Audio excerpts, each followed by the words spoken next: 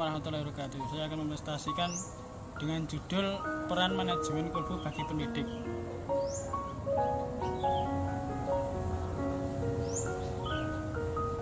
Pengertian manajemen kolbu itu sering disebut dengan berarti secara bahasa etimologis. Kolbu berasal dari bahasa Arab yang berakar pada kata kerja kolaba yang artinya membalik, berpotensi untuk berbolak-balik, yaitu di suatu saat merasa senang, di saat yang lain merasa susah, suatu kali mau menerima dan suatu kali menolak. Menurut istilah secara etimologis, kolbu berarti suatu yang berbolak-balik atau suatu yang lebih.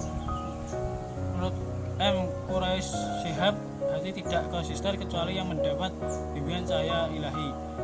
Secara biologis, kolbu dapat diartikan sebagai kepal daging dan juga dapat berarti kehatian hati. Secara di sini adalah kolbu sebagai radar kehidupan, di mana Al-Quran menjelaskan bahwa makna dasar dari kata kolbu adalah membalik kembali, pergi, maju, mundur, berubah, naik, turun, mengalami perubahan.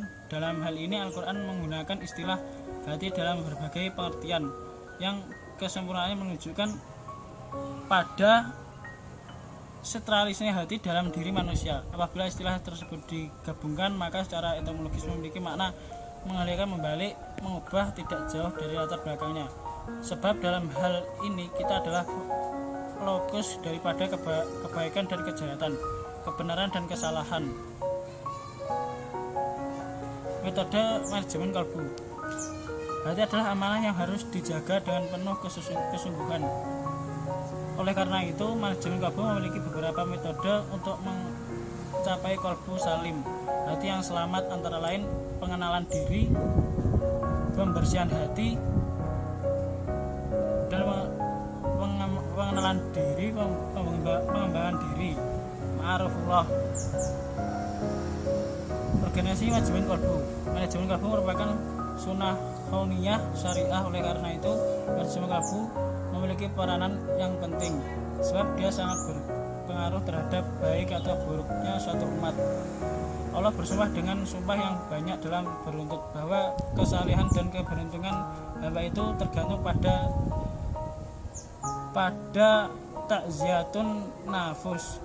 Takziyatun nafus merupakan salah satu misi pokok dari pengutusan Nabi Muhammad SAW, yang mana hal ini merupakan suatu yang sangat penting dan dikokohkan oleh Rasulullah. Takziyatun nafsu menjadi syarat dan meraih derajat yang tinggi dan kenikmatan. Allah Subhanahu wa taala berfirman yang artinya, dan barang siapa datang kepada Rabbi dalam keadaan beriman, sesungguhnya telah beramal soleh, maka mereka itulah orang-orang yang memperoleh tempat-tempat tinggal. Tazkiyatun nafsu merupakan salah satu hajat utama yang diminta Rasulullah SAW. Manajemen kolbu dan pendidikan Rasulullah. Ketika keesaan Allah SWT telah tersebut di kehidupan manusia, maka dibutuhkan figur manusia yang akan meluruskan jalan kehidupan manusia menuju Tuhan yang Maha Esa.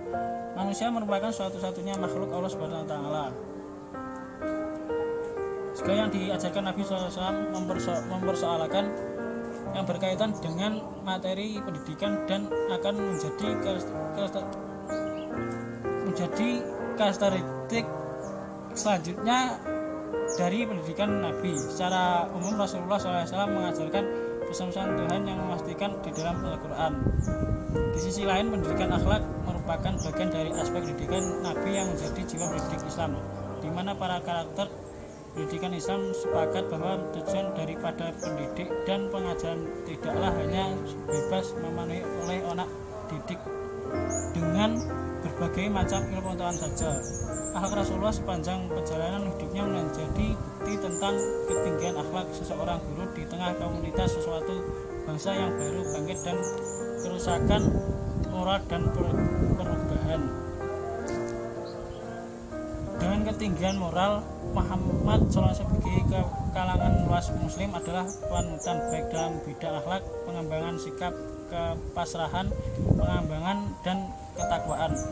Dalam hal ini Allah menjadikan sifat-sifatnya terjadi di dalam al-asma al-husna sebagai nilai ideal akhlak yang mulia dan menyerukan kepada manusia untuk menandai beraikan Berkaitan dengan pendidikan akhlak Nabi, beliau sendiri menegaskan dalam salah satu hadisnya, hanya saja aku ditugaskan untuk menyempurnakan akhlak yang mulia. Akhlak Rasulullah sebagai seorang pribadi merupakan akhlak mulia dari Allah SWT.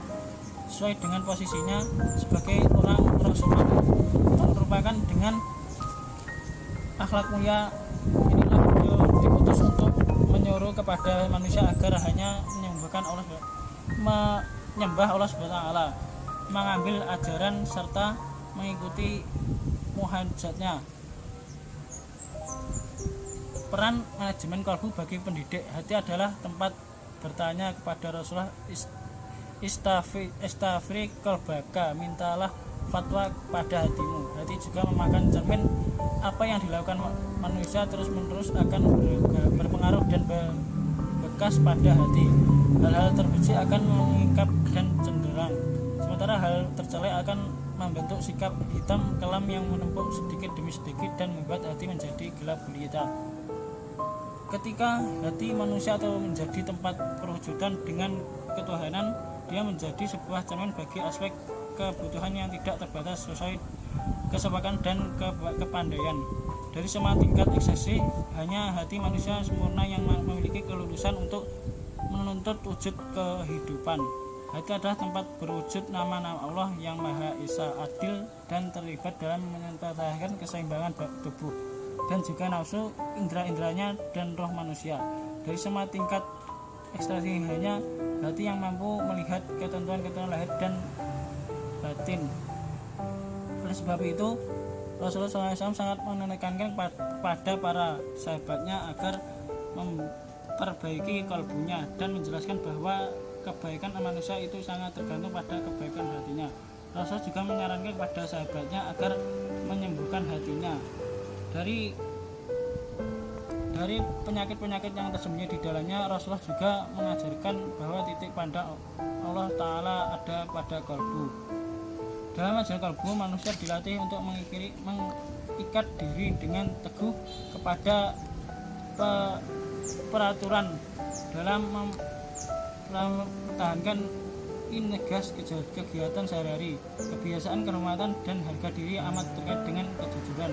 Tidak lepas dari semua itu, pada kodratnya manusia diciptakan Allah dengan sifat dasar baik dan buruk. Allah menciptakan manusia dalam semesta berpasang-pasangan, ada siang dan malam, ada terang dan gelap, ada panas dan dingin, ada tinggi dan rendah, ada laki-laki, perempuan, dan sebagainya.